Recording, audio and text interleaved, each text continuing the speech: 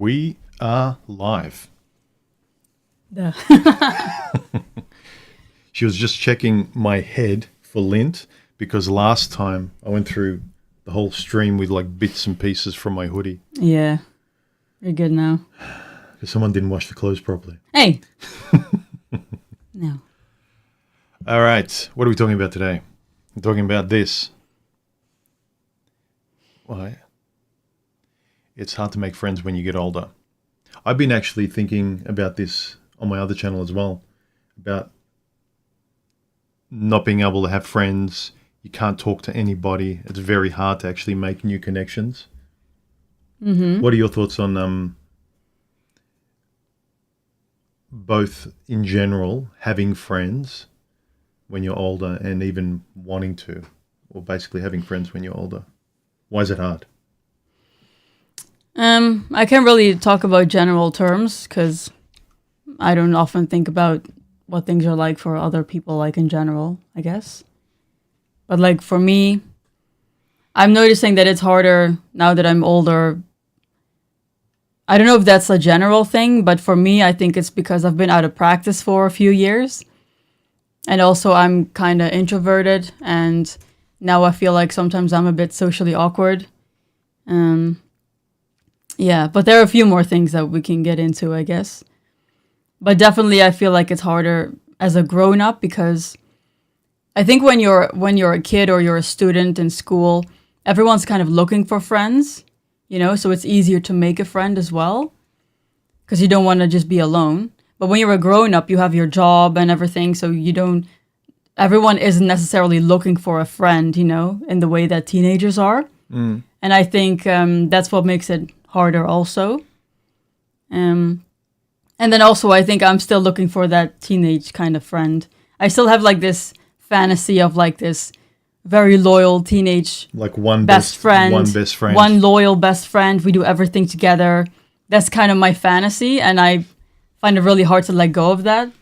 And then also I'm very particular with people, and finding a connection with someone isn't always easy. Mm. So there's a bunch of things for me.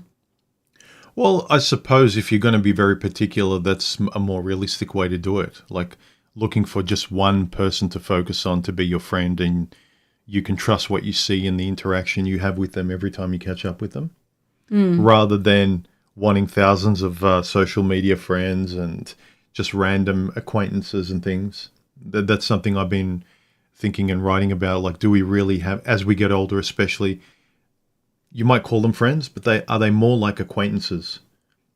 Can you talk deeply? Can you talk about everything and they understand you and they nod their head, and they you're not embarrassed to share everything, like the stuff you could only say in your journal or diary. Do you have people you can talk like that about? Family, friends, like people you label as, oh, they're my good friend. Are they?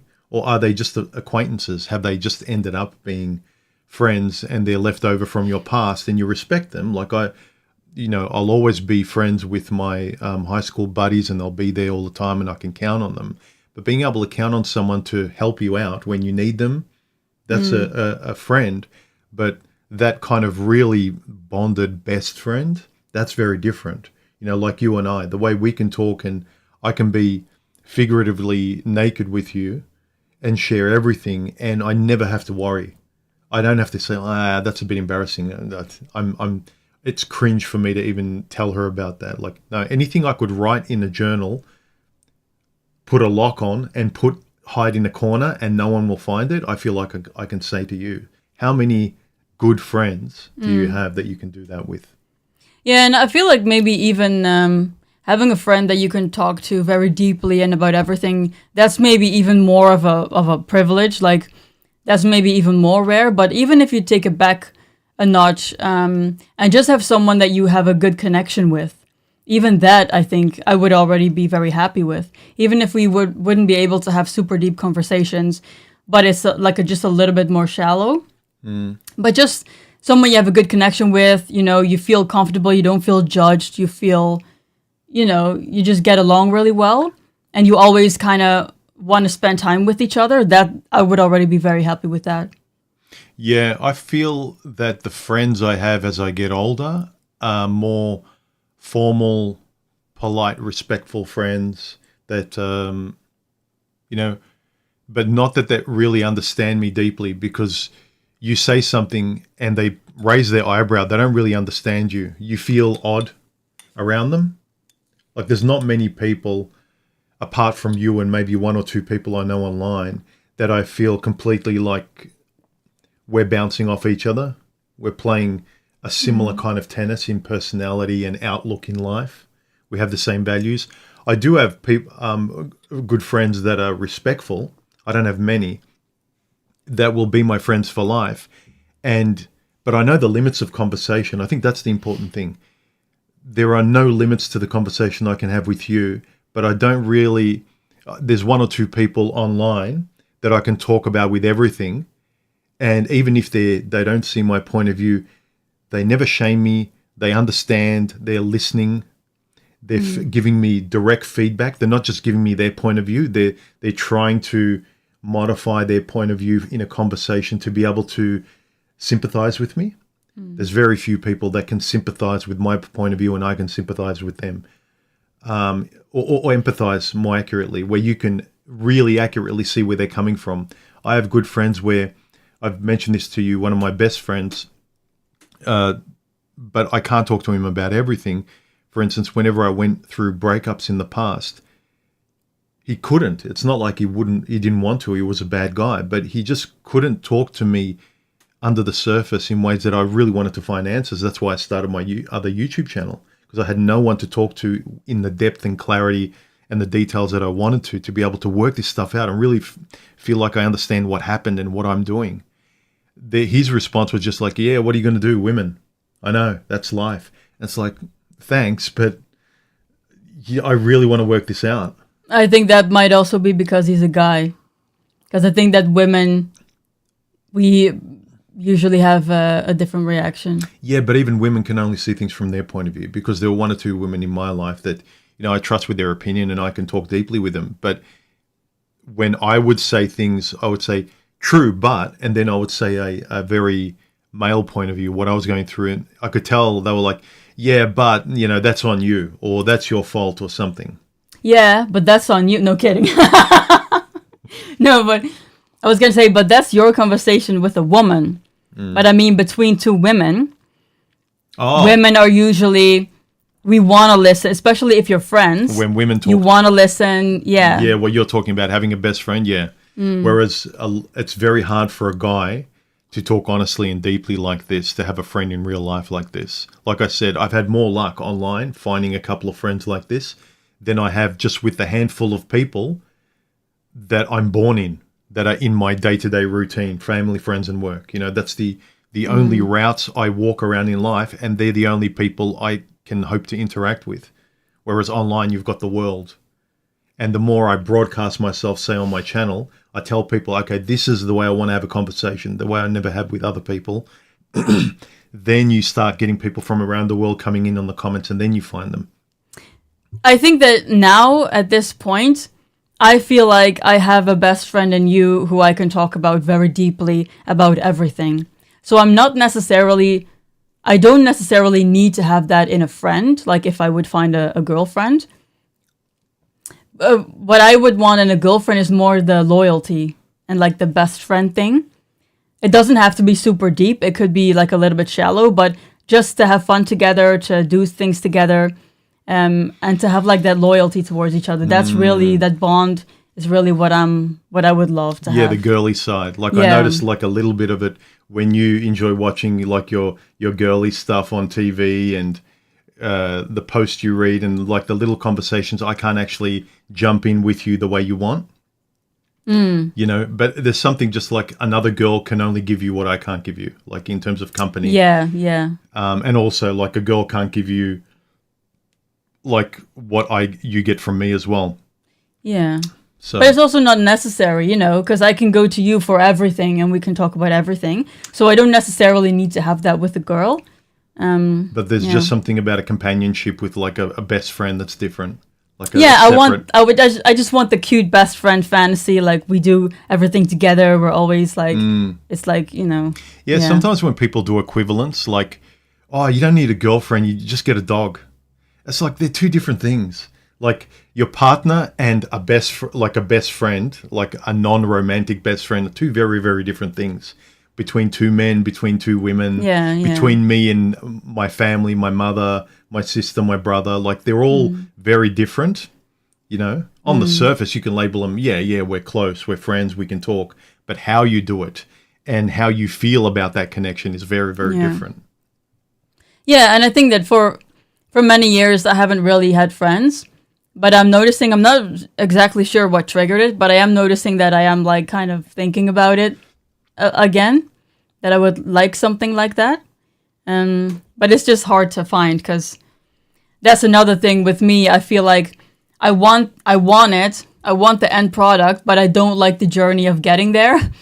I don't like, because I'm like a bit socially awkward. I feel like I don't like approaching people and trying to find out whether they kind of like me also and would want to hang out with me or something. I hate that whole process. I just want like an AI generated best friend to hang out with. You want a friend doll. Yeah. I just want the end station. I don't want the... Big Ol says, I have like 900 friends on Facebook, all music friends from orchestras I played in. I only have 3 close friends now, and now having moved on from that life.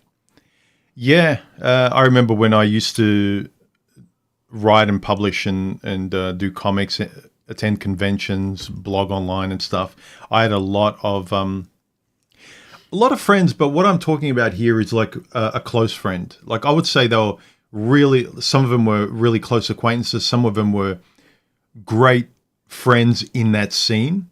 But how many friends do you have apart from a thing you both interact in, like a hobby? Like you and I are both creative people. You write, I draw. But apart from that, we just get along as two human beings, 2 people, 2 personalities. How many people with the same, you just get along with a personality and it's not reliant on a topic or a hobby or something, just a best friend. The personalities are so in line and they click so much. Just like you and I do romantically, you do that platonically with a friend. That's very hard. I do feel like with friends, it is more important to have things in common though. Because with a partner, you're obviously in love, so you've got that, or you're married or whatever. So that holds you together. But I do feel like with friendships, if you don't have much in common and you do different things and stuff, it's harder to probably stay friends. Yeah, sure. But at least you can have in common, say you get along with outlook. This is the thing. If you both got the same values and outlook on life, you can go out and have in common, we catch up for a drink, a coffee. We just sit face to face anyway. It's no big deal where we catch up.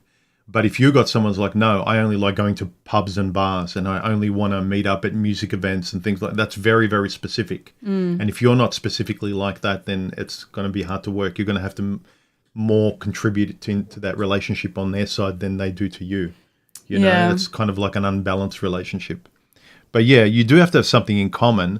But I think the values of you as human beings is the important thing, just like you and I. I think a lot of couples as well, they get together just with common interests. Like, oh, I love traveling too. But they're 2 very different people with outlooks in life.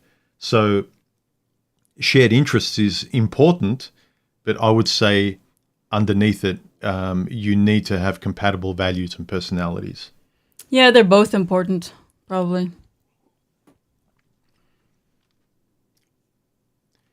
Hard to make friends because social media and lust for virtual. Yeah, but again, your favorite saying, it's on you. If you're addicted to it, then... Yeah, but I don't see necessarily that social media has got something to do with it. At least I'm talking about like friendships like in the real world. That's kind of what I was thinking of. Well, I guess with your case, you can compartmentalize. You don't kind of get addicted to social media, and you actually would like a best friend. Like it's not equivalent for you to chat online with someone. That you actually like. You have a real relationship with me. You want a real relationship with a girlfriend. Whereas some people, it's like, well, it's easy to have social media friendships, online friendships, and that's all I need. But then you can't sleep well at night. You feel a bit lonely. So it's not all you need. You actually you might need to go out there and be part of a sports group or be part of a writers group or socialize a bit more or talk a bit more at the supermarket and say hello and goodbye. You know, you might need to put in a bit more effort because you might find you need an actual person in your life. Yeah, and I'm not saying that it's good or bad to have like social media friends. That's not what I'm saying. I'm just saying that my thought process with this topic today was like friends in real life. So that's kind of how I answered the questions before. Yeah. Yeah, these topics about Oh,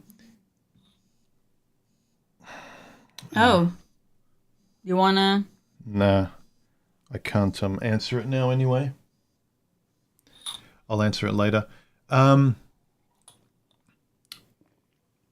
it's harder to make friends because you can't you don't have the energy and enthusiasm because when you're younger, you like going out there, you're more open-minded, you've got more energy, you're more curious. I think you get older, you're less curious, you know what you want, you know your world. And if the people aren't already in your world, for you to go out and explore, it's almost like fake. Like, what am I going out here for? I already know I don't like going out there and trying with these people. Like, I know what my world is. And as I move around in my world, either I meet my friends or I don't. Like, I feel fake if I'm trying to have friends. You know what I just thought of also? I don't know if you agree or if people agree, but I have always found it much more difficult to find a friend or to approach someone to maybe become a friend than to approach a guy. Maybe that's just because I'm a woman, but to approach a guy has always been super simple for me. But when it comes to like other girls to be friends with potentially, that's like way more difficult. Yeah, I think girls have much more of a problem with other girls. Women dress to impress other women. Women are worried about being betrayed by other women. I think women know that men just treat them nicely. If a guy likes you, it's easy. He'll defer to you. He'll agree with you. He'll listen to you. So I think in that sense, you and women find like it's easy having relationships with guys. Guys are uncomplicated. I think with women kind of are born catty. There's a bit of mistrust already built in with women. And if you want a friendship, you want to trust another woman like as a best friend. So it is more difficult, I think, between woman and woman. That is actually it, I think. With a guy, he is probably always going to like you coming up to him, showing interest. And his response is probably always going to be nice. Because I've done that, and then they're very nice about it, like, and they'll just say, I have a girlfriend or whatever. So it's either going to be a yes or a no, but they're not going to be mean to you or anything. With women, it can be. That's probably why. Now think about it. Every guy you've probably gone up to or chatted with or whatever, they're always going to be friendly. Even if they're not going to be your friend, they're going to be friendly.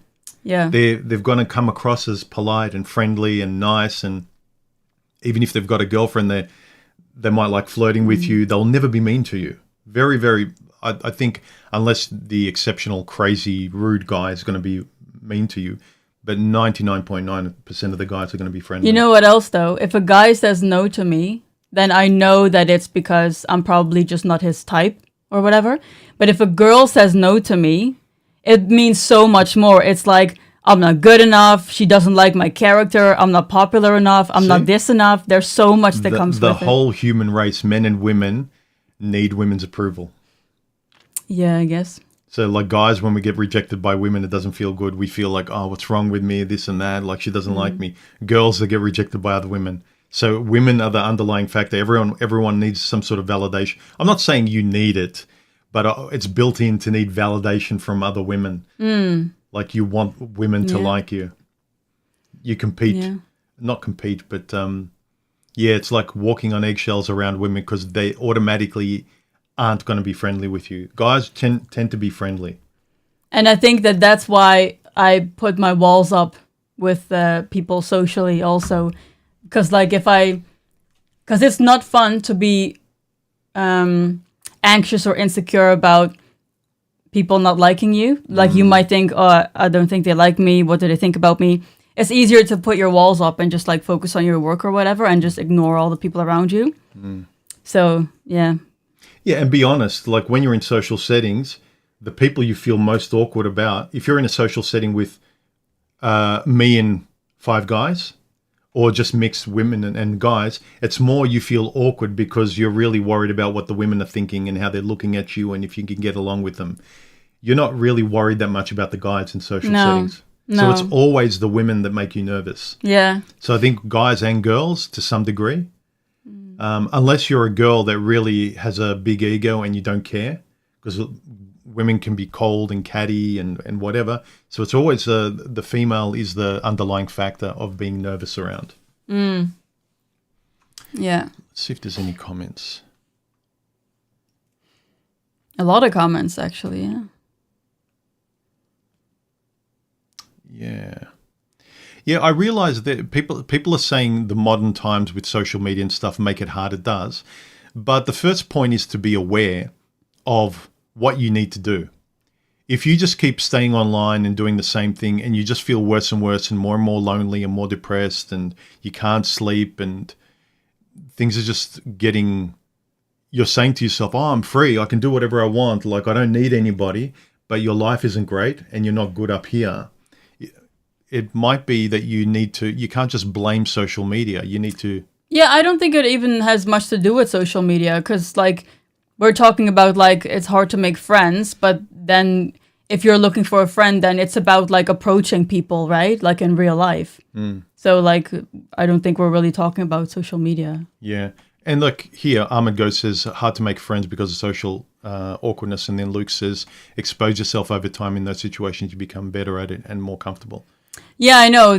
I feel socially awkward sometimes, and I know that I have to practice it more, and then I'll probably become better at it. But it's like this tug. Well, you even say, like, sometimes when we don't catch up with people socially, we spend a lot of time on our own, like weeks and weeks, and then the less you spend time with them, when you do, you feel awkward because you're out of practice. But then there's a period where within a period of like 2 or 3 weeks, we've caught up with family or people multiple times. You feel really good. Everything's good. So it's practice also.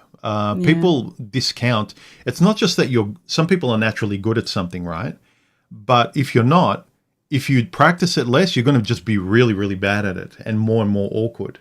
And very self-conscious. So the more you practice and you expose yourself, like Luke says, just go out there, baby steps of at the supermarket, say hello to the checkout chick and excuse me and thank you and hi and whatever. Like just little one-word phrases, just socially interact and get yourself comfortable.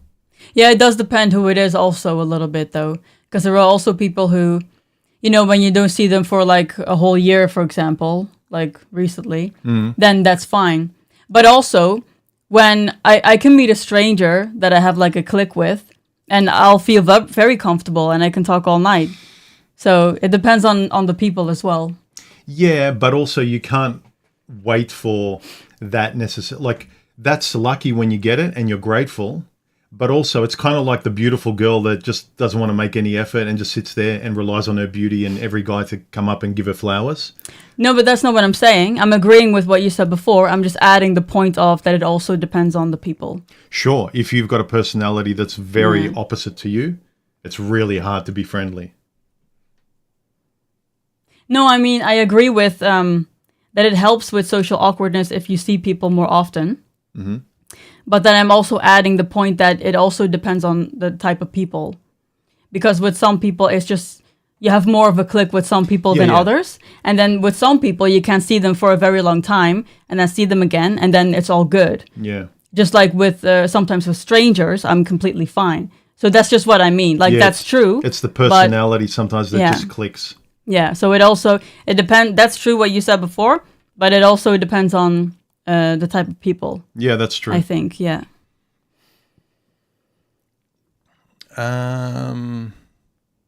Hard to make friends now because people think AI is a real friend. Yeah, that's true. But again, I'd be careful not to make these as like, well, this is a problem, therefore that's why. It's like, again, at the end of the day, you can actually ignore AI. You can buy into it less. You can watch better content. You can go out there and talk to people more. You can't just say, yeah, but it's not my fault because of this, because of AI, because of the politics, because of this. Like, if you're trying all the time and you just kept getting kicked down and you can't make friends and and it's very hard for you, then okay, I agree with you more. But a lot of people just point to everything that's a barrier out there as to why they don't even bother trying. I think like an AI friend can only satisfy like a part of being social, but obviously not everything. But modern politics have destroyed most of my friendships. Politics. Maybe he's talking about some people, you know how they really follow like what's going on in the US and politicians and the world and what's going on overseas and all these wars and conflicts and stuff. And you go to barbecues and people are all into it and you're just sitting in the corner going, eh. And you can't talk with people because that's all they talk about. You know, in the same way that some people who have kids, all they talk about is their kids.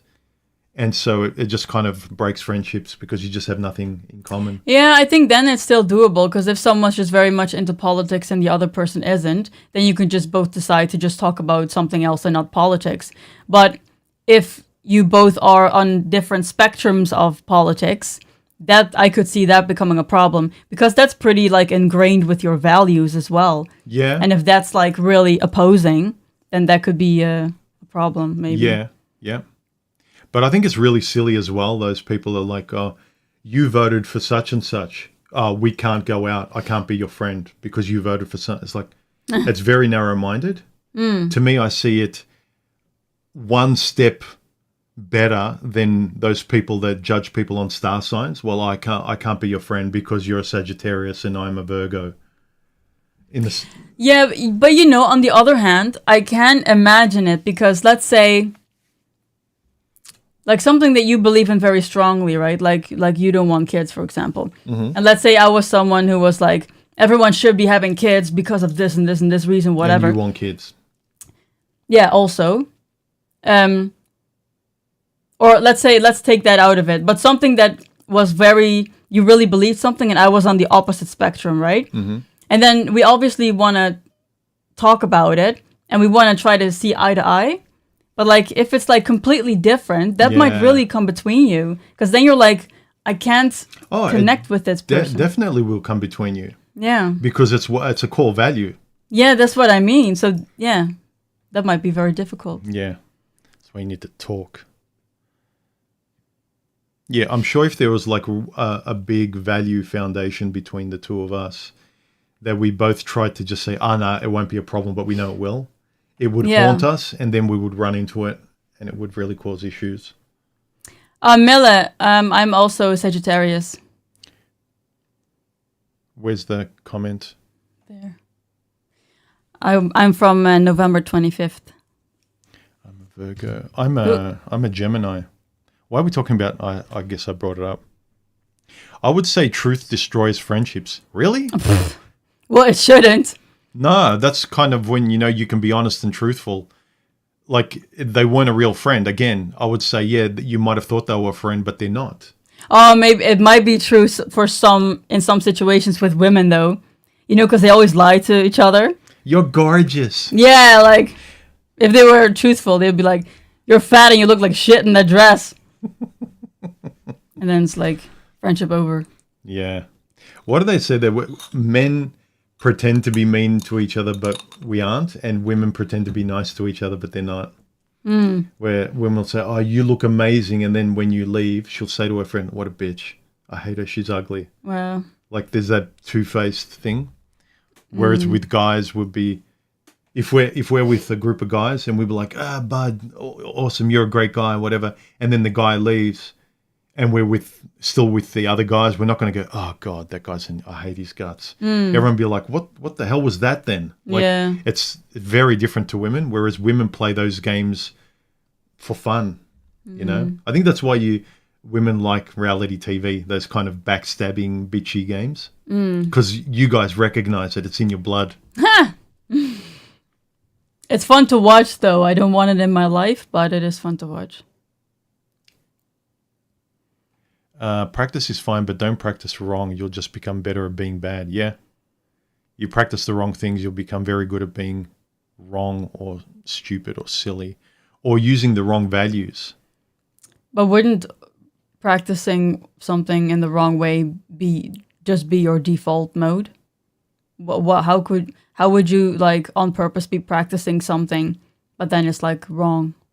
Well, I know when I was like too much into the manosphere and I believed everything that sounded, it might have been kind of correct generally. Like, you know, the male does this and the female does this, and statistically women do this. It's generally correct, but it's not subjectively correct. No, but like in the context of friendships. Well, if you're going about if you're not being yourself and you're not paying attention for a real friend, but you're going by, well, I read this book, the way to get a friend is to do this, this, and this. Right. You know, if you're going through it mechanically, again, you're going through it in a procedural way. Like you're doing it in a prescribed way. You're not just being you. So you could be doing it intentionally in the wrong way. Yeah, I think about that sometimes. Sometimes I think about doing things the wrong way. Like with friendships, like sometimes I feel like I just want to approach someone and ask them if they would like to like go for lunch or dinner with me or something, and then just see if we connect. But I'm skipping like a few steps, you know? So that's the wrong way, obviously. But then, I don't know, I don't want to like... You want to, like an arranged marriage, you want to arrange friendship. Yeah, but yeah, kinda. Because it's scary, like, it's like the whole...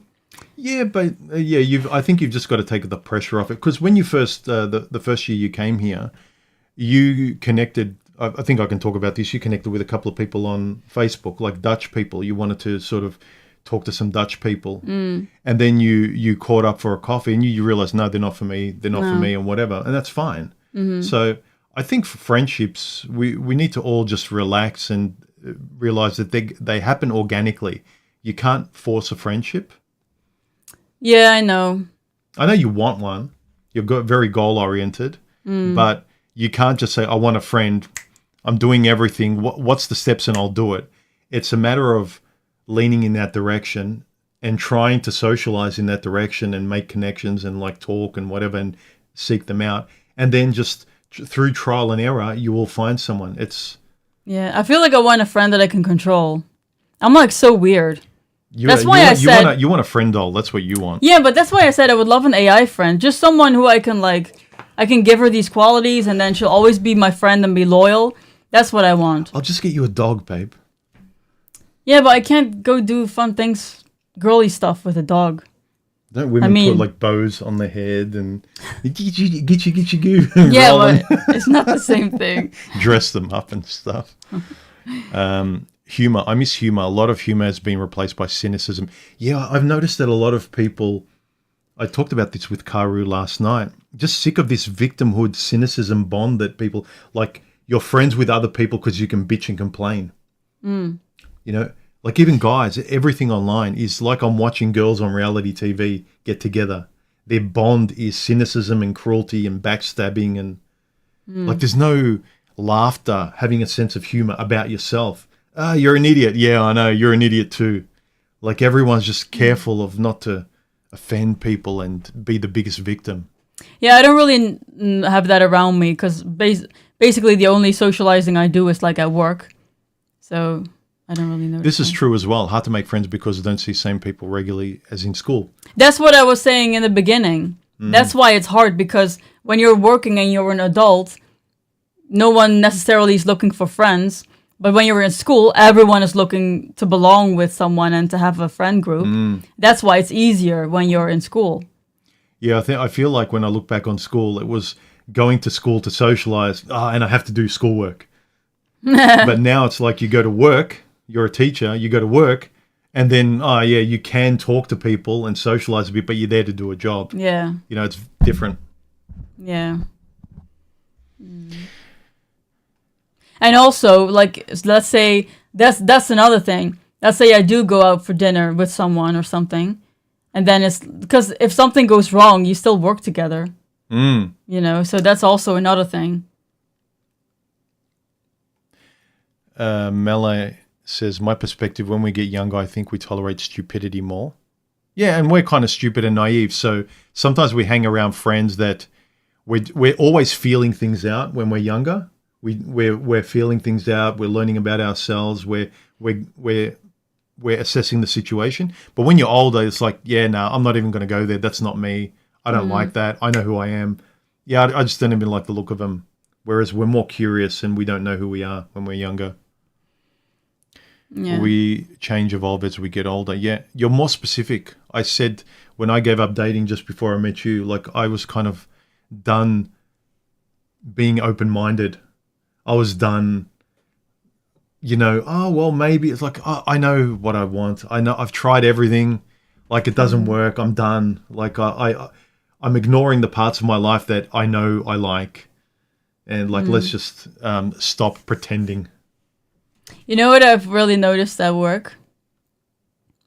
There are people that when you walk through the hallway, for example, and you see them walking towards you, there are those people that they're always going to look at you and smile at you. And then there's people where you're never sure if they're going to look away, ignore you, or look at you and maybe sometimes smile at you. That's really something I've noticed. You're one of those people.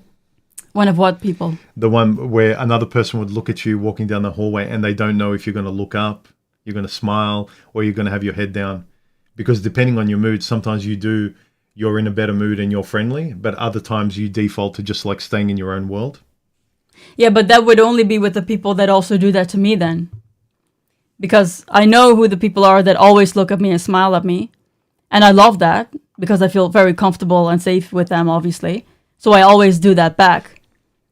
But it's with the other people. Maybe they feel the same way. Yeah. But I always tell you socially awkward because she was always like, we go somewhere, they never talk to me. It's like, well, you never talk to them. But I usually, like 90% of the time, I will always look and see if they look at me. And if they look at me, I'll smile or say hi. And if they don't, then we just continue walking. Yeah. But most of the time, like 90% of the time, I do look. I always feel that if I notice those situations, I'm aware of it, I'll make the effort. I'll try and be friendly. I'll try and start a conversation. But if I feel like there's a wall and they don't want to talk, it's like, well, I tried. But I'm going to try and release the discomfort by making the first attempt, saying hello, what's been happening, how are you going? And if I feel like they're ignoring me, they don't want to talk, I tried.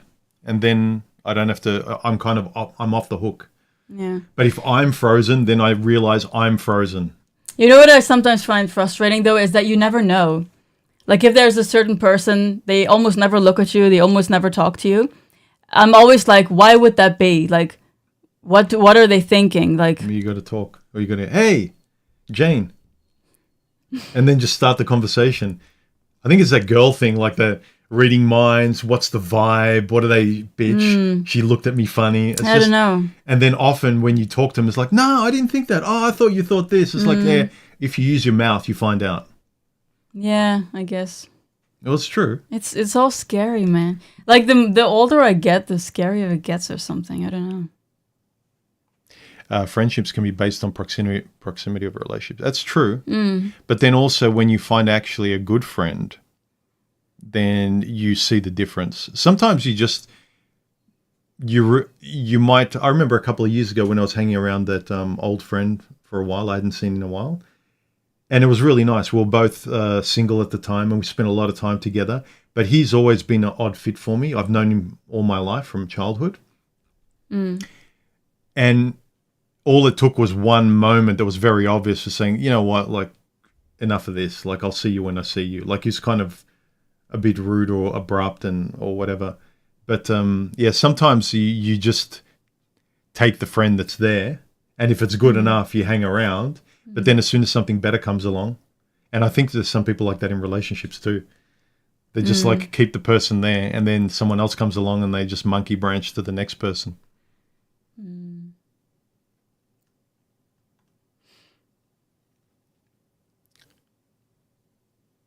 Oh, look, everyone's agreeing and being buddies. That's nice. Yeah, so I think overall it is more difficult to make friends as you get older because you're more sure what you need, and your body and your mind and everything is just resists what it resists. Like you just, yeah, no. You know what I do think for me, though, personally? I don't think it's difficult to find friends because there aren't people out there who could be my friend, potentially. It's difficult for me because of my own shit in my head. And for me, because I'm like afraid of approaching and afraid of rejection, that's, I think, the biggest reason why I'm struggling with it. It's not necessarily because I have very nice colleagues, you know. Also with you, you're not patient. Yeah, no. So like, I would just say, babe, like there's nothing wrong. Your life and everything, you're going about things the right way. You will, sooner or later, a friend will drop in. But you're like, no, but I want it now. Like you're very impatient and you're goal driven. It's like, well, everything's in place. Why can't I find it now? Why can't I'm flicking the light switch, but the light's not going on. Yeah, it's a little bit of impatience, but it's more so that I'm very anxious about that whole process of approaching. That's more it. But I would say you don't really need to be anxious about it, because actually when it happens organically, you don't have to worry about the process. The process takes care of itself. You'll meet a person and you'll get along. Because, you had a colleague briefly last year that's now left that you did get along, and you could see you guys being friends outside of work, but then she got another job and moved. Yeah. So it happens. You don't have to worry about Yeah, I'm making it too big of a deal in my head. It's not like dating. It's not like you're trying to impress. Dating is easy. No, but like a guy, you sound like a guy that's like, yeah, but I want this girl, but these girls don't like me, and I have to get a better job. And I have to be like, but I hate the whole thing, and I just want them to like me for me. And it's so like, this must be what it's like to be a guy looking for a girl. It's like, relax, dude. Who gives a shit? Yeah, but I want it to like me, and why can't it be easy? Yeah. All right. I have a few quickfire, rapid-fire questions because I planned ahead. Oh, don't you want to go through the comments? Oh, good point. Because we got a bunch of comments. Very good point, babe. All right. Yeah. Okay. It hasn't even been an hour, babe. It hasn't even been 45 minutes. I asked last night, it's hard to make friends when you're older. Okay, and we had a few comments here. Let me refresh. Boffin, he wrote. Well, actually, no, let's zoom in. It is harder, or does one become more selective? Yeah, I would say the latter. You become more selective. Not because you're trying to, not because you're stubborn, but because you have eyes and ears and you can't help but know what you know through your experience. You know who you are. You know what you see in the mirror. You know what works, you know what doesn't. You can't pretend not to have experience and know yourself a bit better. He continues, the criteria for making a friend in my school years were guys who weren't wanting to fight me, a football team star, spelling bee champion, the class king, a popular pretty boy, or, actually, yeah, I know what you mean. It's like the people that you really don't fit with, you were just friends with the opposite. It was easier to know who a friend was. It was like the people you weren't afraid of or that didn't annoy you. Basically, the only criteria I had for making a new friend was to be average. As I grew older, I realized I needed to filter better, and the filtering process evolved over time. This is interesting. As I encountered new reasons to not add a person to my friend list, heavy drug users, chronic alcoholics, wife, girlfriend beaters, chronic depressives, unrepentant criminal convicts, whoremongers, repeated, can I borrow money till I pay you till payday, thieves, video game fanatics. What people do you have around you, man? No, but then you start to kind of, even if they are guys who aren't obnoxious and rude, they come with baggage that's just going to poison your life. Yeah, okay, but that's kind of that category. That's not even like the normal people category. You'd be surprised with guys. Guys who can't hold a job for more than 1 year in a row, guys who are guys who are in possession of more of my tools than I am, hardcore leftists, etc., etc. I no longer qualified. The pool of potential pals shrinks. So yes, when all is said and done, the outcome is the same. I guess it does get harder. Yeah, that's interesting. Like I can relate to a lot of that. So when you're in school it's very obvious who can't be your friend, like the jocks and the football stars. And then it's like, well, anyone average or who's not popular, I can probably be friends with them, maybe, you know? So anyone aside from popular people. And then as you get older, it's like, well, it's out of all of these, then it shrinks even more. Then there's a smaller category. Until you get older, it's even smaller because, like, yeah, they might be nice. They're a nice girl or a nice guy, but I can't hang around them all the time. There's nothing wrong with them. Like, I've dated women like that. Nice people, but they're not for me. So it just gets narrower and narrower and narrower and narrower. You want to read the next one? Making acquaintances is different than making friends. Friendship is far deeper. As we get older, those that we have held dear often become even more so. There also may be a few we have outgrown. They've outgrown us, and that's okay. We all should grow and evolve.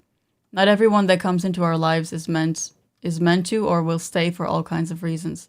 Making friends with deep connections when older can be challenging, yet very possible, given the right individuals. As we get older, the less time and will we have to waste on relationships that are not reciprocally meaningful. To me, acquaintances may be many, but friends are few. Yes. I think there are people today on social media that live online that don't have either, but I think most people have more acquaintances than they do a true friend, like a real connected, compatible friend. Acquaintances are many, but friends are few. Yeah. I don't even get why you would hang out with acquaintances. You're very clear on that. I've said this before, that you've had an easier time with relationships because you can see things clearly and you see them for what they are. Like, well, this isn't going anywhere, or you're not a friend, or you betrayed me, or you broke a promise, or whatever. Like, whereas with me, it's like, oh, well, maybe they made a mistake, or maybe I should try again, or I can't be too quick and harsh. You just see things a lot clearer. But I think a lot of people come to your black and white realization as they get older. You just came to it younger. Yeah, but it's because I don't want to be social if I don't want to be social. So I get like you're social with family, you're social at your job, you know, because you have to be, of course, also. You're social with your friends, but like acquaintances, like I don't get the point of like being social with. I don't even think who are my acquaintances? I don't think I have. Well, say in this case, like you would like to make a best friend if you can find one. You're probably just going to be more social at work and stuff, just to sort of, because there's less chance of you making a best friend if you just put up a wall all the time. So, you know, it's better for you to be relaxed and more social. No one's going to get you. You're fine. Just be friendly. You'll have an more enjoyable time socially if you just act without your walls up, you know? So. Yeah, I know, but that's besides the point of what I said about acquaintances. Like I'm saying, like, I don't get why people would spend time on acquaintances if they're not in those other categories. Yeah, you should be aware of, no, this person's an acquaintance. They're not really a friend. Why am I trying so hard? They're not even a friend. You know, you should be aware of what a friend is. Yeah. Yeah, like you shouldn't be why am I trying so hard with this person isn't even a friend. Yeah, unless you've got like a certain something in common that really you need to work with them. Yeah, something like. Yeah. But then they're a colleague, I guess. Yeah. You need to, if you need to be there, like a work colleague because your work requires it, or family situation because you're going to see them at barbecues and stuff. You need to have the best relationship you can have. But if it's purely by choice, like who your best friend is, who your partner is, then why would you keep trying when you two don't fit? Armin Ghost says, friends might leave at any time. The real question to me is, how do you make and maintain friendships in adulthood? What does that even mean in modern Western life? The problem often seems to be time, because work in one form or another consumes so much of it. There are probably other factors. Yeah. What did I wrote? I think I replied. Yeah, but I think if you're having trouble making time for each other because of work, or things like that, then that's probably not, at least not the type of friendship that I'm thinking of. Yeah, and also you might not have any more time than that. You might only have time for a friendship in a certain capacity. You might be good friends, but one person requires more of a friendship, more time from that friendship than friend than the other, you know? Yeah, but yeah, I'm trying to say that you would make time. If it was like a really good friendship, then you would make that time. Yeah.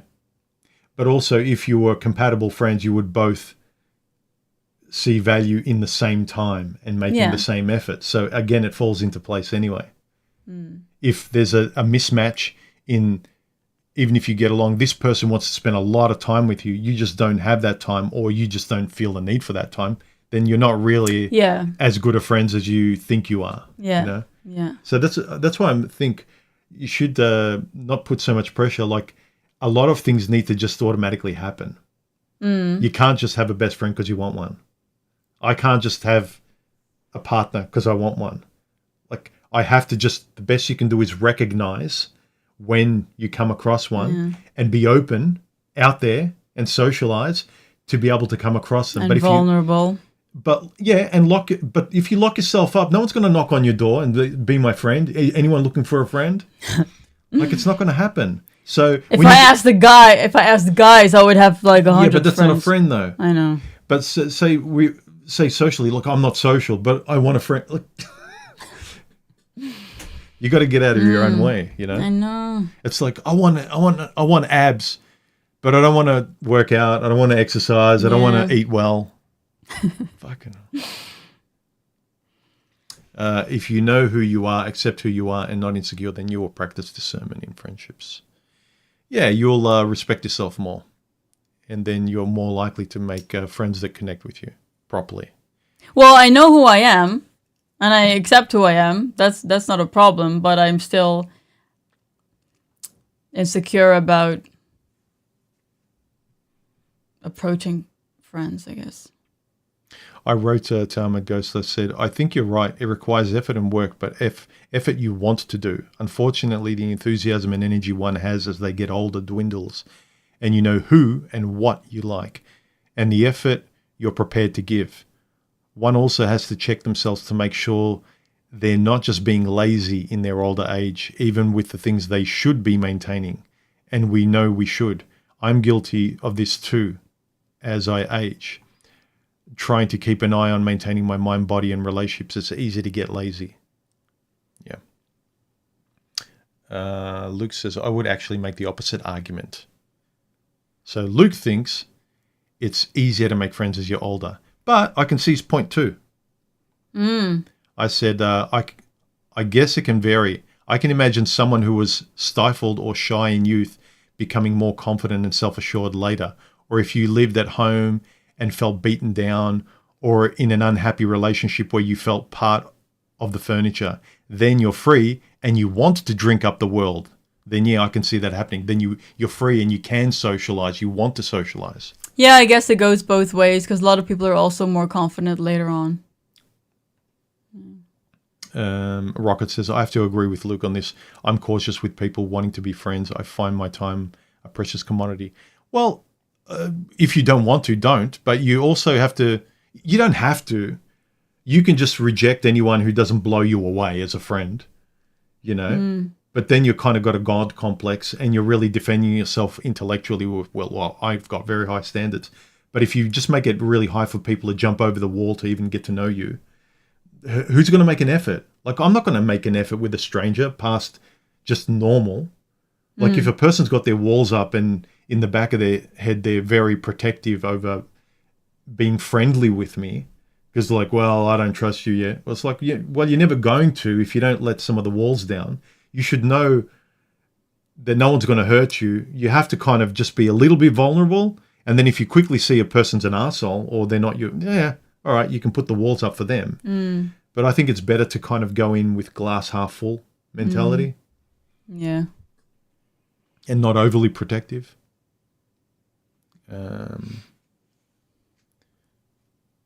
You got any more to say, babe?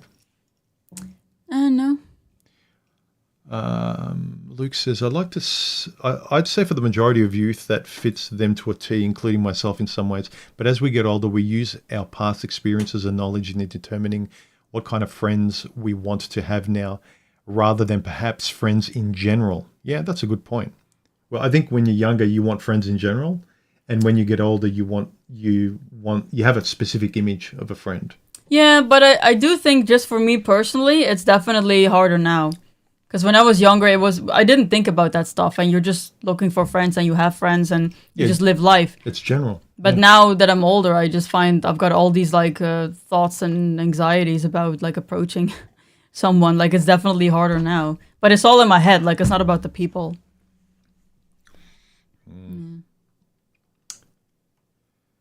I would also point out that you have made many friends that are of a like-minded feelings in multitude of ways simply by being yourselves. From my point of view, I'd say you are both doing great on the friends front. Well, yeah, online maybe. With you guys maybe, but you guys aren't here for us to hang out with. Yeah, that's true. Yeah, Stephanie often said, like you even said this morning, like I mentioned a comment about like friends and something about I don't really have, aside from you, you're one of the few people I can talk to, aside from the friends I have online. You go, well, people online aren't real friends. And I'll go, well, you even said, she said a few times, she said if Boffin and Karu were here, you would catch up with them. Yeah, they're different. Yeah. So it's true. Kind of proximity, you know? But it's also because, like, especially Karu, like you talk to him like pretty much daily. Mm. So yeah, that's more like a friend, even though you haven't met him, yeah. Yeah, the thing of the internet, it's good is that you can find friends, but you're often look at you and I. I found you on the other side of the planet. So any kind of relationship is you. Yeah, but it's also about how you communicate, because you could talk to someone every day maybe, and you're still kind of like just internet friends, I guess. But like with Karu, for example, at least I get the impression that if shit hit the fan, that he would be there. Or vice versa, we would be there. Yeah. You know, just from what I've seen in the past 2 years that I've been here. Mm-hmm. So that seems like an actual good friend, yeah. Mm. So there is a difference. Because some people you just talk to sometimes. Yeah, but again, I didn't plan that. It kind of happened organically through my life and where I was interested and I was paying attention. And you value something realistically, not because you're desperate for a friend. Yeah. And maybe that's part of the lesson. Like I think online, people are very open because they think, oh, it's online. They're not in front of me. They're not going to hurt me. And so you're completely vulnerable. You don't care. You can just switch off if you don't want to talk to someone. But because you're completely open, you show your real self and then you start to find people that are compatible with you. But that is a nice idea. Like so many, or at least a few of the people that, like the names I always see, would be so awesome if we all lived closer and we could all hang out. Like just reading Luke's message now, you know, it would be awesome to catch up and stuff. Mm. Yeah. Well, I keep saying like we met each other as well online on the opposite, but we made an effort to kind of like, well, this is worth it. We started seeing each other. Yeah. But most times if you just meet someone to talk to, it's like, yeah, but I'm not just going to start spending $3,000 just to meet a friend for a coffee. No. You know, like I start flying to Boffin and Karu and Rocket and a couple of other people just for like, if I was a millionaire, yeah. Yeah. What did you want to? Are we done with the screen? Yeah. Oh, you want to go back to the chat? Yeah. Yep. Tear down your wall, Mr. Stranger. Is that for me? Or maybe to someone else. I feel... ik voel me aangesproken. I feel attacked. Sometimes when I can't think of the English word, I get frustrated and I just say it in Dutch, even though I know he doesn't understand. Yeah, hoogene. Oh yeah. He always jokes that Dutch sounds like hode or something. It does. And now that I'm studying Serbian, I'm like, Serbian sounds like... Because they've got all those sounds. Yeah. Yeah.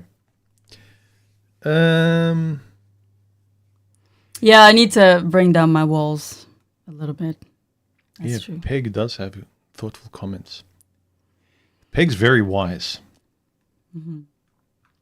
Any last comments? While you give your comments, we'll go through some rapid fire questions we've got. Yes. All right. Who's the more adventurous one? Oh. I would say me. I'm more open to new things. You're very much, no, I like that. I don't want to do that. I'm more like, why not? Yeah, I think like in general, probably you. But that's because, yeah, I'm more reserved. But with us, it might be, yeah, still you probably. Yeah, I think I'm more adventurous than you. Yeah, because even if it's just with us, I don't just want to like do anything. Yeah, your brain Yeah. I'm kind of more open-minded than you. My brain is always like, will I be safe? Yeah, if you build like this fortress around you, then you can go, yeah, all right, I'll try something within these walls. But I'll be like, I'll jump out of the walls and I think I can get back if it doesn't work. Yeah, like if you're spontaneous and you're like, oh, let's take some cooking classes or dancing class or whatever. That's ridiculous. I'd be like, That's not adventurous. Like adventure means if something scares me, but I really want to do it, I'll do it. I am adventurous in the sense of traveling and trips. Yeah, but you're comfortable with it. You've been doing that your whole life with your family. So that's not... but the question isn't if I'm comfortable or not. It's if that's still in your wheelhouse. But trying new things, like how many times I'm going, babe, try this food. You're like, yeah. Yeah. And then a few times, like later on, like you just, oh, actually, that's pretty good. It's like, yeah, you're right, babe. Yeah, okay, you win. You win. So me. What's the first thing they do in the morning? Ooh. You? Well... Be half asleep? Yeah, and then have a coffee with me. Oh, I've got my ritual. Yeah, you drink your gross drink. Yeah, I've got an awful concoction that I drink every morning that makes me... It helps me through the day. Yeah, and then we have a coffee together. That's always the first thing when you also wake up. Mm-hmm. The first thing I do is the last few weeks I've started writing again. Do you brush your teeth in the morning? Of course. Yeah. So, of course. First thing you can do is Yeah, okay, if we're going to be like super literal. Your feet hit the carpet. Then I guess grab your phone. I go to the toilet first. That's literally the first thing, obviously. Then I wash my face, brush my teeth. But that's like too literal. And she usually almost always gets up earlier than I do. And I go to bed later than she does. And now during work days, I'm getting up at 4 so that I can write for about 2 hours before work. Because I started my next novel. Yeah. Yeah, so me, aside from the basics of brushing my teeth and everything, when I finally get up and go to the kitchen table, kitchen bench with you, I'm not fully awake. It takes me a while for my engine to get running. And after the coffee for you, it's usually different things. Sometimes we go out and work. Sometimes we stay in and then you'll write or you'll go to the studio. You're much more organized in the morning, regimented. When I'm writing, I'm like, that's really, I start with that every day, yeah. Mm-hmm. Who's more likely to forget an anniversary? I feel like me, maybe, or... Probably slightly. You can also be... I'm very forgetful too. We're both forgetful, almost the same. Yeah. But also we forgive each other. Like if someone's like, oh, sorry, babe, I forgot your birthday. Yeah, that's okay. Yeah, because we know we both forget stuff, so... Yeah. So I think you're slightly more forgetful. Yeah. Maybe, not by much. Who has the better dance moves? Oh, God. What do you think? Me.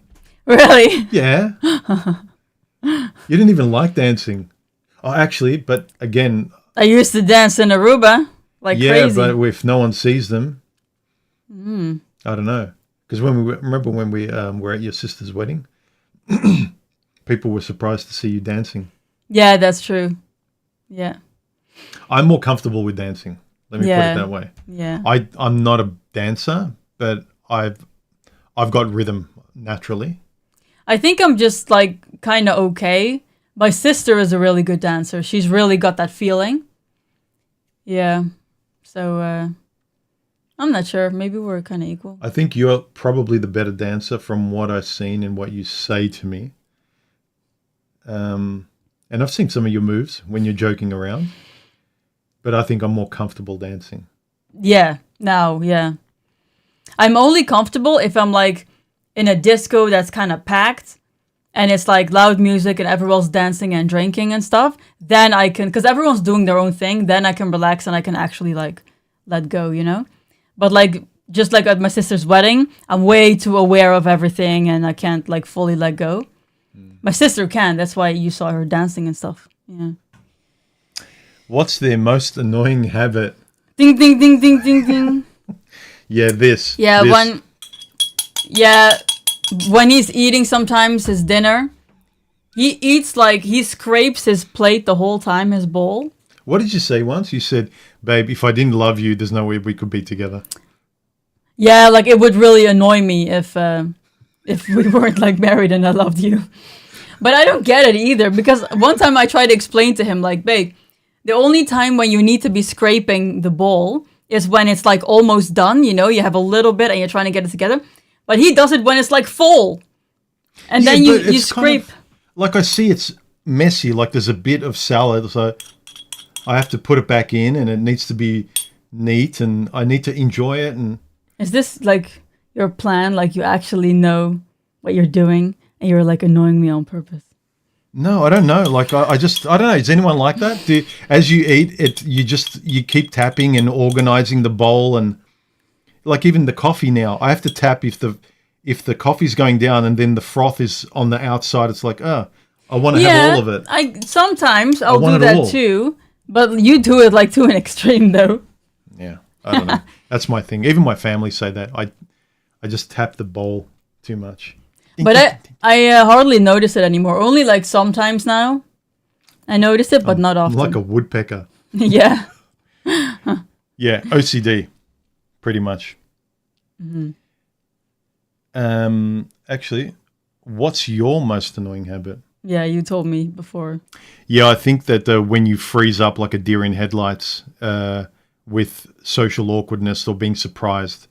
Because she goes along her day in an organized way, like, and if something or someone interrupts it, she gets frozen and her hard drive reboots. Yeah. So it's kind of annoying. Like, I know it's not intentional, but it's like, it's not a nice feeling. It's annoying for me too, especially in social situations, because in the moment it's like I'm muffled and I can't fully see what's going on. Yeah. And then later in hindsight, I'm like, I wish I could do that over, you know? Yeah. But I just feel so awkward in the moment. Yeah, that autistic side of you is annoying sometimes. Yeah. But, yeah, you're lucky I love you. But you have to accept it. No kidding. Oh, where's mine? Yeah. Sometimes we wear it, sometimes you don't wear it. Well, usually I do. I put it out the front. I can't, like, whenever I shower, it comes off, soap and everything, and it falls off, and then I'm always taking it off at night. Yeah, but it must be too big then, because I do everything. I never take my rings off. And Well, sometimes I can. he does in the bedroom. I cure you. I can cure you. I can cure your autism. Okay. Well, that would definitely change my mood. Well, I would actually argue that's why there was probably less of it back in the day. Snap out of it. You're being hysterical. Okay. Yeah. Now you're not allowed to correct behavior. It would probably help, but it would create other problems, obviously. Not if you like that. Who likes getting hit in the face, though? Some people do. I've known one or two. That's crazy. Yeah.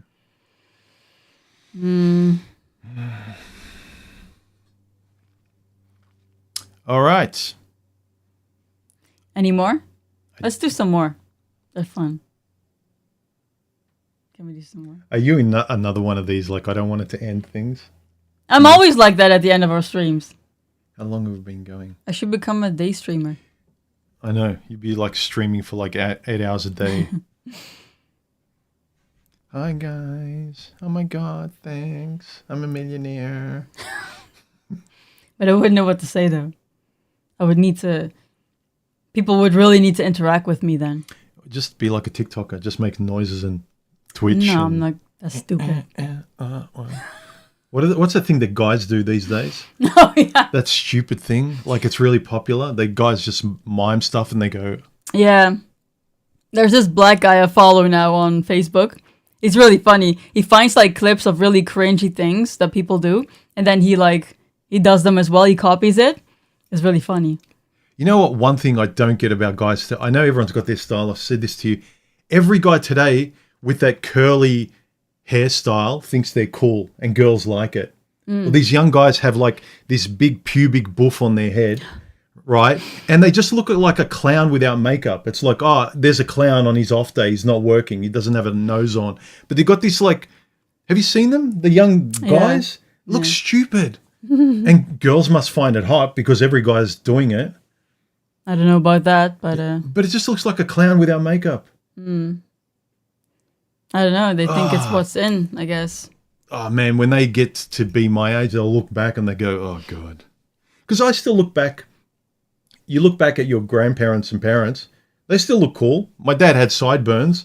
It's like, that's old fashioned. No one would do that. But he dressed leather jacket and combed his hair and stuff. He looked like a man.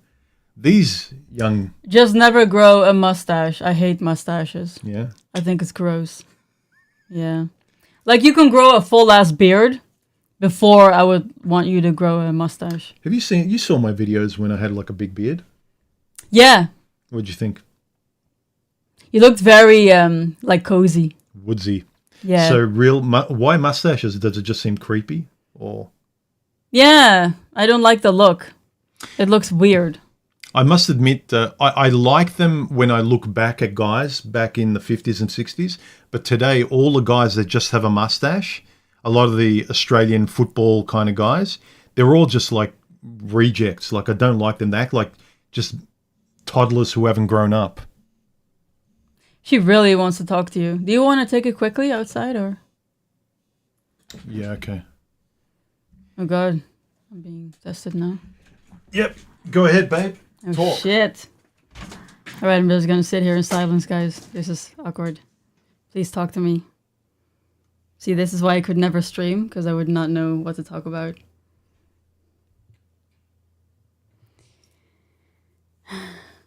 Yeah. So after the stream, we're probably going to go out, grab some lunch. We've been doing OMAD sometimes. So... especially when you're dieting, that's nice because then you can have like a big meal. So we might go out later.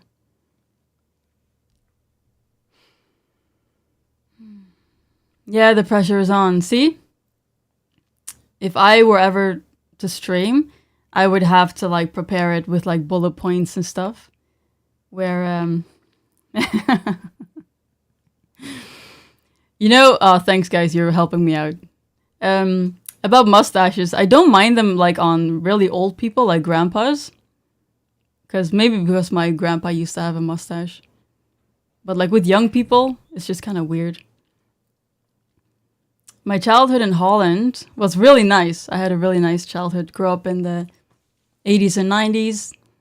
And only have good memories of Holland. Yeah, with my family. And one thing that I really remember is that we always used to play outside, you know, go ride on our bikes, play outside, do fun stuff.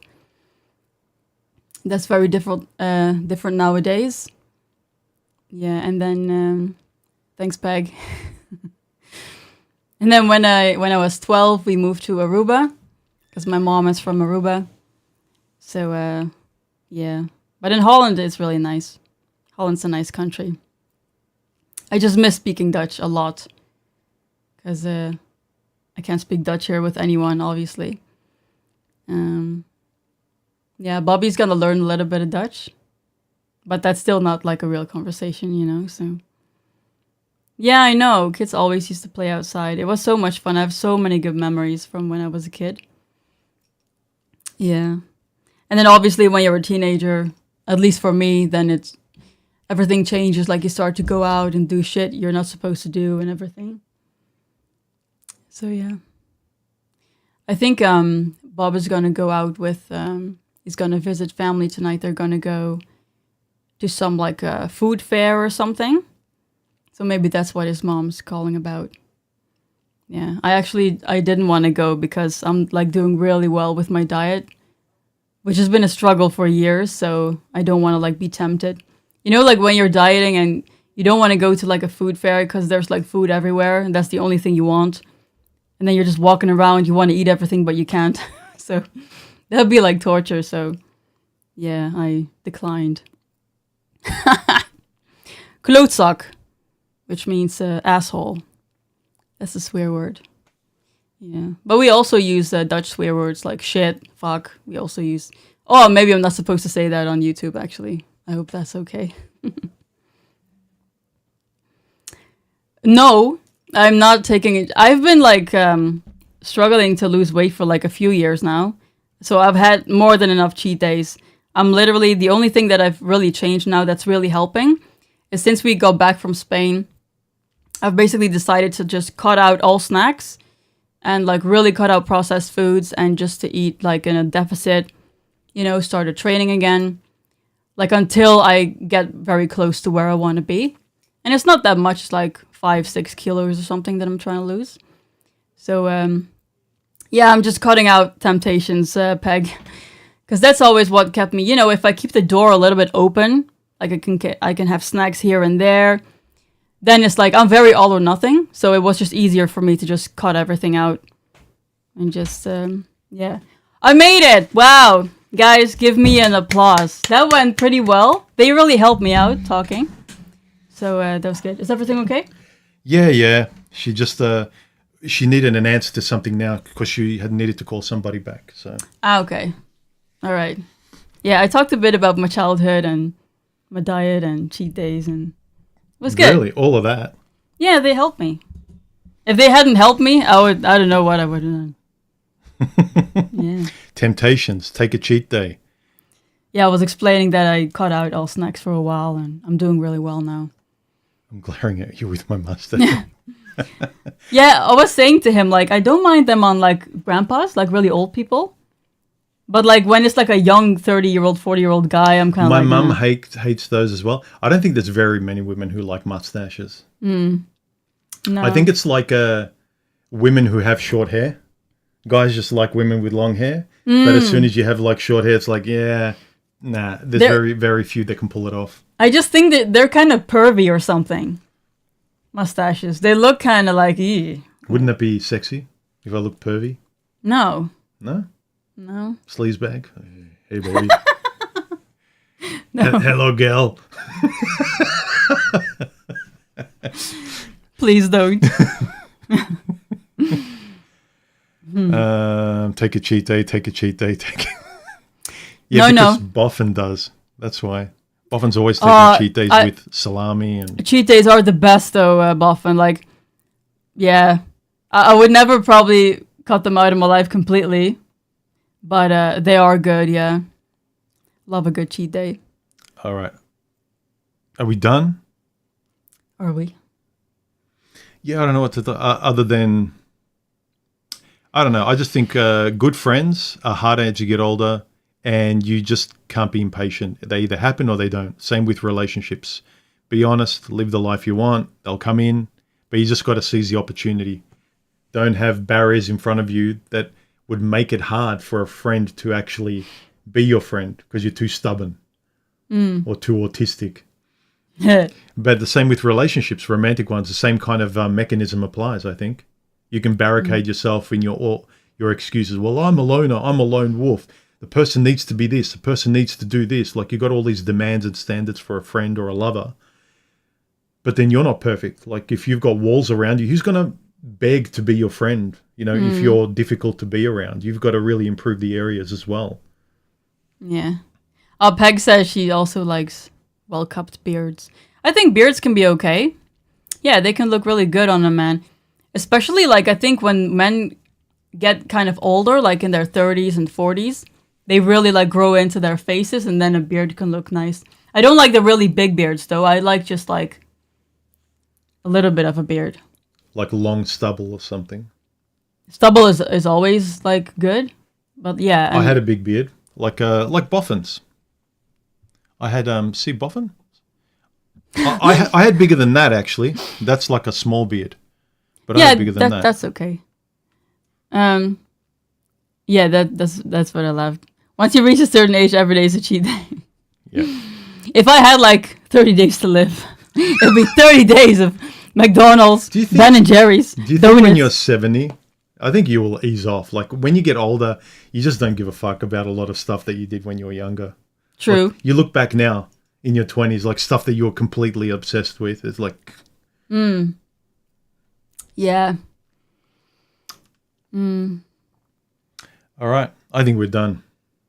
Oh yeah, I wanted to say something. What? I taught them a Dutch swear word, which means asshole. What was it? Klootzak.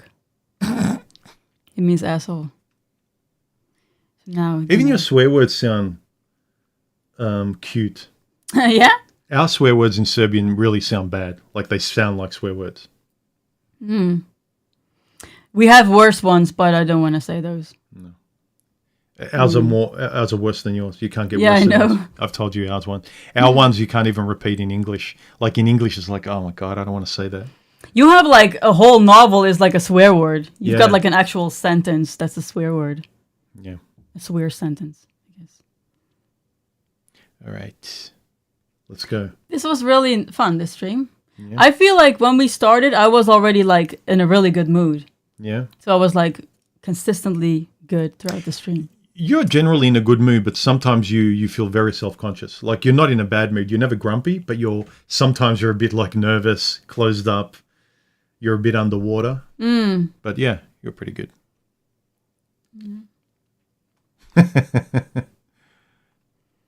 Have to try. Yeah, my beard's good when I grow it. My brother calls my beard a Mel Gibson beard. Yeah. Yeah, I've got that kind of big salt and pepper. But I like this. This is like perfect. Well, I trimmed back my beard because I just got tired of the itchiness, especially in Australian summer. It's just it's too hot here to have a beard. Some people can do it, but Yeah. all right. Yes, let's all get out of here. Let's enjoy the day. Yeah, I told them we're gonna go out and have some breakfast/lunch. Yeah, I'm just going to have a coffee. I Probably. think I'm going to save myself for dinner. Oh yeah? I'm hungry. I'm gonna eat. But he doesn't get hungry. I get hungry because I'm a normal person with hunger Yeah, signals. I don't really get hunger. If I didn't get hungry, I'll be like at my goal weight like years ago. Yeah, I start to feel funny in the stomach and I get headaches if I haven't drank enough or eaten, like my glycemic reaction in my body and stuff. But I don't actually have hunger cues. I don't know why, which is good. I can go all day working and never feeling hungry. Yeah.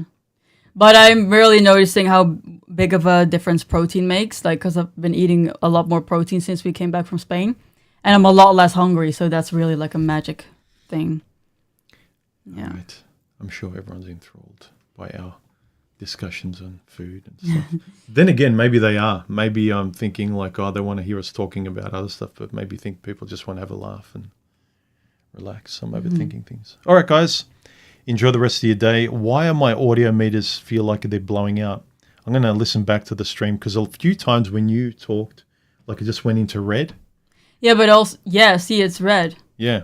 But I think also if it was something crazy, then they would have told us Yeah. something's off with the sound. Yeah, that would have said turn down Stephanie's microphone. Anyway. All right, have a good day, everyone. Čuvajte. Čuvajte, yeah. Have a nice day. And I will catch you on the next stream. Bye. Bye.